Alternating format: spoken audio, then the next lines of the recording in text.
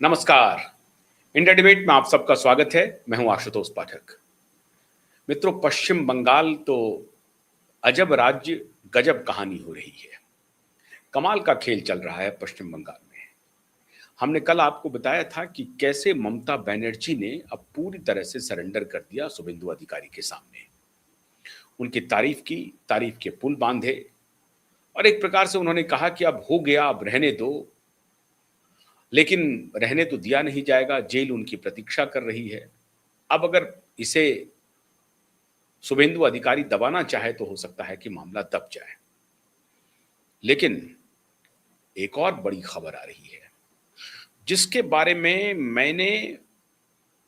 मैं लगातार ये बात कहता रहा हूं, लगातार, कि उस घड़ी का इंतजार कीजिए और वो घड़ी दूर नहीं है, बस समझिए वो घड़ी आ गई। सुश्री महुआ मोइत्रा ने पाला लगभग बदल लिया है। ममता बनर्जी ने जैसे ही तारीफ की शुभेंदु अधिकारी की, महुआ मोइत्रा सरीखे नेता को संकेत मिल गया कि ज्यादा चू चपड़ करने की जरूरत नहीं है, हमें ज्यादा खुश मत करिए। भारतीय जनता पार्टी को गाली देकर के, शुभेंदु अधिकारी को गाली देकर के, बंगाल के प्रशासन को, सरकार को गाली देकर के हमें खुश करने की जल्दबाजी न करें। यह संदेश सीधा सीधा ममता बनर्जी ने अपने नेताओं को दे दिया, जो बचे खुचे नेता हैं उनको। और उनमें भी सबसे जो बाचाल हैं, जो बचे खुचे नेता हैं, वो जब उनको आवश्यकता पड़ती है तब वो कैमरे पर आते हैं। अब जैसे कल्याण बनर्जी हैं या कीर्ति आजाद हैं, इस सबको जब मौका मिलता है तब वो आते हैं और बोलते हैं, बहुत ज्यादा नहीं, और गंभीरता से परिस्थिति को देख रहे हैं, भांप रहे हैं। लेकिन महुआ मोइत्रा का क्या? महुआ मोइत्रा तो ऐसे फ्लैम्बॉइंट हैं, कहीं भी घूमते रहती हैं, कहीं भी पहुंच जाती हैं, पहुंच गई, जंतर मंतर भी पहुंच गई, लेकिन उसके पहले इंटरव्यू देना शुरू कर दिया अपने बीबीसी को, हिंदुस्तान टाइम्स को, अलग अलग जगहों पे। और जो संकेत मिल गया और संदेश मिल गया, संकेत और संदेश दोनों मिला। पहले संकेत मिला और फिर मेरे ख्याल से कल संदेश भी मिल गया महुआ मोइत्रा को कि ये ज्यादा चुप चपड़ करने की जरूरत नहीं है, आप ज्यादा अपने लक्ष्मण रेखा को मत लांघिए, आप शांति में रहिए। महुआ मोइत्रा को जैसे ही संकेत मिला, जैसे ही संदेश मिला, पूरा 360 चेंज कर लिया। महुआ मोइत्रा ने कहा कि मेरा संबंध शुभेंदु अधिकारी से इमोशनल है, और वो भले ही वो दूसरी पार्टी में हों, हम दोनों दो ध्रुव पर खड़े हों, लेकिन मेरा संबंध शुभेंदु अधिकारी से बड़ा ही दोस्ताना है और बहुत इमोशनल है। शुभेंदु ने मुझे उस वक्त मदद की जब मेरे साथ कोई खड़ा नहीं था। मैं शुभेंदु का ऋणी हूं। जब मैं तृणमूल कांग्रेस में आई थी, मुझे टिकट नहीं मिला था, तब मैं बहुत रोई थी, रात भर रोती रही, रात भर। और तब अगर मेरे कांधे पर किसी ने हाथ रखा, मुझे सहारा दिया, तो वो थे शुभेंदु अधिकारी। ये कौन कह रही हैं? महुआ मोइत्रा कह रही हैं। ये ध्यान रखिए, कल तक महुआ मोइत्रा पानी पी पी करके भारतीय जनता पार्टी, उनके नेताओं को बुरा भला कह रही थी, गाली गलौज कर रही थी। गाली गलौज से तात्पर्य है बहुत बुरा भला कह रही थी। गाली गलौज मतलब वर्बेटम मत लीजिए कि उन्होंने फलाने शब्द का उच्चारण किया, ऐसा नहीं है, लेकिन बुरा भला कह रही थी। यकायक महुआ मोइत्रा बिल्कुल 360 बदल गई और उन्होंने कहना शुरू कर दिया कि शुभेंदु से मेरे इमोशनल रिश्ते हैं। अब ये रिश्ता तो हर कोई कह रहा है, तृणमूल कांग्रेस का हर दूसरा नेता कह रहा है कि शुभेंदु से मेरे इमोशनल रिश्ते हैं। और ये इमोशनल रिश्ते क्यों बाहर आ रहे हैं? पहले कहीं छिपे हुए थे, अभी बाहर आ रहे हैं। क्यों आ रहे हैं? डंडा पड़ना शुरू हुआ, डंडा। महुआ मोइत्रा जब लंदन की सैर करके लौटी अपने चुनाव क्षेत्र में, तो अंडे, डंडे, टमाटर, इससे स्वागत हुआ उनका। मतलब वो जिस दफ्तर में थी, वो दफ्तर से बाहर निकल नहीं पा रही थी। उनको लगा कि अब यहां साहब कहीं पॉलिटिक्स तो करेंगे, मोदी को, शाह को कहीं गाली देंगे, कहीं जा करके जब मौका मिलेगा तब तो। अगर मौका ही नहीं मिलेगा, हम हॉस्पिटलाइज हो जाएंगे, हमारे ऊपर हमले हो जाएंगे, तब हम क्या करेंगे? वहां के डीजीपी को संपर्क किया। खबर तो यह है कि आखिर में उन्होंने संपर्क किया शुभेंदु दा से कि बचाओ शुभेंदु दा, हमारे तुम्हारे तो इमोशनल रिश्ते हैं, कभी तुमने ही मुझे सहारा दिया था, अब मेरी रक्षा करो हे कृष्ण। तो खैर कृष्ण के रूप में शुभेंदु जी आए, उनकी रक्षा की, और जब उनकी रक्षा हुई तभी वो जंतर मंतर पर आए डिजाइनर साड़ी पहन करके। यहां पहुंच गई जंतर मंतर पे, जो भी करना था करने के लिए, वो कोई बात नहीं है, वो अलग विषय है। लेकिन शुभेंदु की धीरे धीरे तारीफ शुरू कर दी है। अब ये धीरे धीरे पर्दा खुल रहा है, पटाक्षेप हो रहा है। मैंने शुरू में कहा हुआ है कि वो दिन दूर नहीं है जब महुआ भारतीय जनता पार्टी में आ जाएंगी, लेकिन महुआ भारतीय जनता पार्टी में आएंगी महुआ की शर्तों पर नहीं, शाह और मोदी की शर्तों पे। शाह और मोदी क्या इसके लिए तैयार हो रहे हैं? नहीं हो रहे हैं। काकोली घोष दस्तीदार से उनका रिश्ता 36 का है, सयोनी से बड़ा अच्छा रिश्ता है। सयोनी के बारे में वो कभी एक भी शब्द कोई बुरा भला नहीं बोली, उन्होंने नहीं कहा एक शब्द भी। सयोनी को कहा कि ये मेरे लिए बहुत आश्चर्यचकित करने वाला फैसला है कि सयोनी ऐसे समय में, जब सयोनी घोष को यूथ विंग का प्रेसिडेंट अपॉइंट किया ममता बनर्जी ने, तब भी वो साथ छोड़ करके चली गई। मैं हतप्रभ हूं, आश्चर्यचकित हूं। यह महुआ मोइत्रा का स्टेटमेंट था। महुआ मोइत्रा ने विरोध में सयोनी के एक भी शब्द नहीं कहा। अब तार देखिए कैसे जुड़ रहे हैं। काकोली घोष दस्तीदार के बारे में कहा, शताब्दी रॉय या अन्य नेताओं के बारे में कहा, सयोनी घोष के बारे में नहीं कहा। एक ही स्कूल ऑफ थॉट के हैं, एक ही स्कूल ऑफ थॉट के।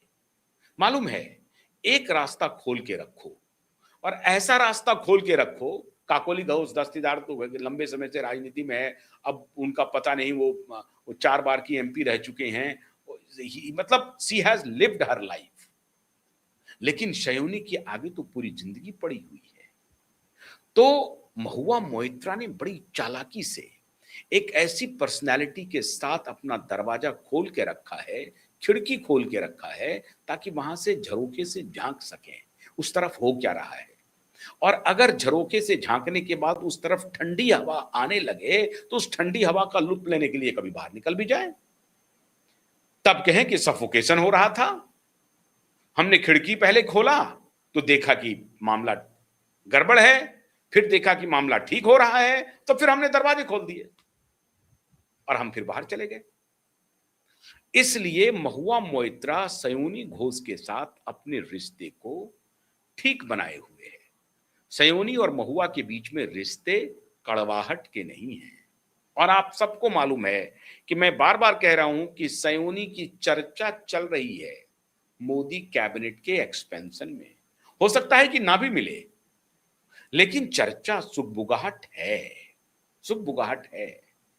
अब ये सुगबुगाहट क्यों हो रही है, कैसे हो रही है साहब? अभी हमने आपको एक खबर दिखाई है, 4 अधिकारियों को सैक किया गया है। अब ये जो 4 अधिकारी सैक किए गए हैं मोदी कैबिनेट के कद्दावर मिनिस्टर का, उस मिनिस्टर का बंगाल से रिश्ता है, कहीं बंगाल के प्रकरण में तो कुछ खेल नहीं हो रहा है, भगवान जाने। ऐसा भी हो सकता है, अभी ताजा उदाहरण अभी सबके सामने से गुजरा है ना, हो सकता है कि बंगाल से कुछ लेना देना हो उनका। और सबसे आखिर में मिलने गई थी सुश्री सयोनी घोष। मैं ये नहीं कह रहा हूं कि भूपेंद्र यादव जी का बंगाल प्रकरण से कोई लेना देना है, या उनके निजी सचिवों का, एडिशनल सचिवों का, और जो 4 लोग हैं चारों मिला, उनका कोई बंगाल के प्रकरण से कुछ लेना देना होगा। लेकिन अगर हो जाए तो कोई आश्चर्यचकित होने की बात नहीं है, हो भी सकता है, क्योंकि इतना स्ट्रिंजेंट एक्शन लेना, इस तरह का सर्जिकल स्ट्राइक करना मोदी इस तरह से करते नहीं है। और जब उन्होंने इतना हार्श डिसीजन लिया है, निर्णय लिया है, तो ये मामूली घटना तो नहीं होगी। तो अब ये मामूली घटना नहीं होगी तो कोई घटना होगी क्या, इसके बारे में कयास लगाने के लिए जितने मुंह उतनी बातें हो सकती हैं। तो अगर ये कहा जा सकता है कि पश्चिम बंगाल प्रकरण ताजा ताजा हुआ है जिसमें भूपेंद्र यादव की बड़ी भूमिका कही जाती है, तो क्या इन सभी 19-20 सांसदों के साथ कुछ गड़बड़ घेल हुआ क्या? कुछ लेन देन हुआ क्या? क्या हुआ नहीं मालूम। लेकिन सयोनी घोष वहां थी। सयोनी घोष के टच में भूपेंद्र यादव भी थे और फिर ये पूरा प्रकरण हुआ। मैं शुरू से कह रहा था कि सयोनी घोष इनकम्युनिकाडो हो गई है 4 मई के बाद। वो फोन के संपर्क में नहीं थी, लेकिन भारतीय जनता पार्टी के नेताओं के संपर्क में थी। और सयोनी घोष के बारे में महुआ मोइत्रा एक शब्द नहीं बोल रही हैं। और अब यही महुआ मोइत्रा शुभेंदु अधिकारी के बारे में कह रही हैं कि शुभेंदु के साथ हमारे इमोशनल रिश्ते हैं। मामला क्या है? पर्दा उठ रहा है, धीरे धीरे उठ रहा है, या बताऊं? जानकारी हो रही है ना? जो बात मैं कहना चाह रहा हूं समझ में आ रही है ना? और ममता बनर्जी ने जब सरेंडर कर दिया तो महुआ मोइत्रा को लगने लगा कि अब हमारे पास कुछ भी नहीं बचा है। हमने सोचा था कि ममता सड़क पर उतरेंगी, जुझारूपन करेगी, लड़ाई लड़ेगी, भले हुआ, अच्छा हुआ, कांटा सब निकल गया। अब हम साथ में रहेंगे, ममता जी के साथ सबसे क्लोज बन जाएंगे। लेकिन मामला यहां उल्टा पड़ गया। ममता जी ने खुद ही सरेंडर कर दिया। अब वो खुद बाट जोह रही हैं शुभेंदु अधिकारी के अगले आदेश का, कि अगला आदेश कहीं उनके खिलाफ तो नहीं हो रहा है। तो इनको संदेश चला गया होगा कि अब ज्यादा मत बोलो भारतीय जनता पार्टी के खिलाफ और मोदी और शाह के खिलाफ मत बोलो, शांति रखो, थोड़ा बहुत हल्का फल्का करो। तो अभी महुआ को लगा कि वहां तो हमको सरेंडर कर जाना है, लेकिन इधर दूसरा ऑप्शन भी तलाश रही है।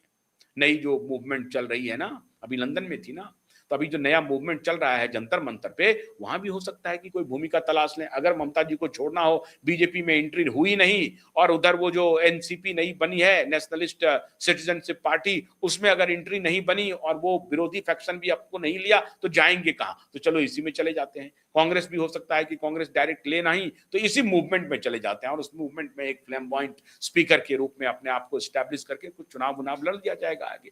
ये हो सकता है, ये प्लानिंग हो, इसीलिए जंतर मंतर पर वो डिजाइनर साड़ी पहन करके गई होंगी। लेकिन सच बात यह है कि महुआ मोइत्रा, भले ही हर इंसान को अपना ऑल्टरनेट तलाश करने की स्वतंत्रता है कि भाई कहां उनका करियर आगे बढ़ रहा है, लेकिन देश से उनका कोई लेना देना है ये आप भूल जाइए। तो सुश्री श्रीमती महुआ मोइत्रा, आप कहिए, सुश्री नहीं कहिए, आप वो शादीशुदा हैं, श्रीमती महुआ मोइत्रा ने शुभेंदु अधिकारी की तारीफ कर दी है। बस समझिए, अब अगर इधर से मिल गया ग्रीन सिग्नल तो इधर, नहीं मिला तो बांगचुक जी हैं, बांगचुक जी को जाकर के बाकी जो कॉकरोच वाले हैं उनके साथ मिल करके योगेंद्र जी, प्रशांत भूषण, एक नया माहौल बनाने की कोशिश वो अपने तरीके से करेंगी। खैर, एक और डेवलपमेंट बहुत जबरदस्त है।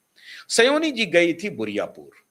बुरियापुर में 13 वर्षीय एक बच्ची की बीभत्स बलात्कार के बाद हत्या की गई। अब खबर है कि जो हत्यारे थे, जिनके बारे में पता चल गया, पुलिस कंफर्म हो गई कि यही हत्या किया है, कन्फेस कर लिया। तो कल रात्रि को, मतलब मंगलवार बुधवार की मध्य रात्रि को 12:25 पे, सुबह हो गया समझिए मध्य रात्रि के बाद, तो बुधवार ही समझ लीजिए, 12:25 या 12:30 पे ये सुभाष मंडल जो है, प्रभास मंडल को ले जाया गया उसी जगह पे सीन रिक्रिएशन के लिए, जिस जगह पे उसने उसके साथ कुकृत्य किया और उसे मार के पानी में फेंक दिया, हत्या कर दी, ब्रूटल मर्डर। तो उसे ले जाया गया। उसके पहले 2 दिन जो इस सब पूरे इसमें शामिल थे लोग, इन सबको पुलिस ने सड़क पर घुमाया और लाठियों की वो बरसात की। आप कहेंगे कि ये तो ब्रूटल है, हम तो पाषाण युग में चले गए हैं, स्टोन युग में चले गए हैं, इस तरह से कैसे होगा, law and order.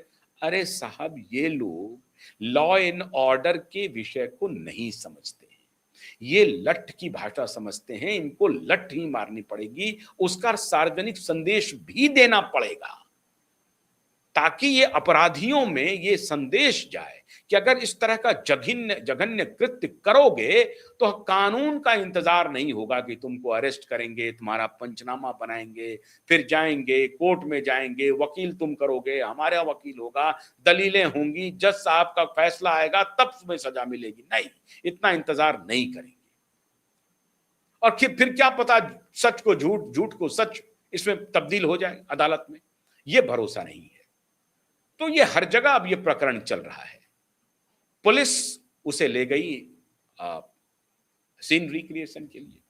Scene recreation के दौरान प्रभास मंडल कहते हैं कि वो पिस्टल लेकर के भागने वागने की कोशिश किया। देखिए साहब, भागने वागने की कोशिश जो है वो तो पुलिस बनाएगी ही कहानी। सच बात यह है कि एनकाउंटर कर दिया गया, ऐसा प्रतीत हो रहा है।